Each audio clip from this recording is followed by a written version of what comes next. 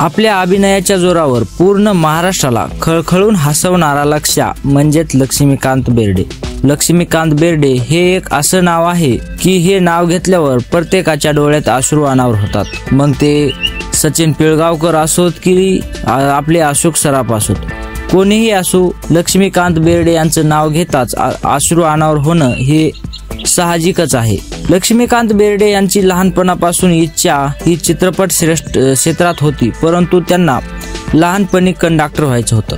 Conductor जेव्हा तिकिटाचे पैसे गोळा करतो तेव्हा लक्ष्मीकांत बेर्डे यांना वाटायचं की हे जे पैसे गोळा करतात हे त्यांचेच पैसे असतात, परंतु जेव्हा ते तरुण वयात आले आणि त्यांना समजायला लागलं की हे पैसे कंडक्टरचे नसतात तर सरकारचे असतात, तेव्हापासून त्यांनी हा नाद सोडून दिला आणि अभिनयाकडे लक्ष केंद्रित केलं। त्यांनी खूप नाटकेही केले आणि त्यांना नाटकातून प्रसिद्धीही मिळाली। त्यांनी मराठी चित्रपट अनेक केले, दे दनादन, धडाकेबाज असे अनेक चित्रपट केले।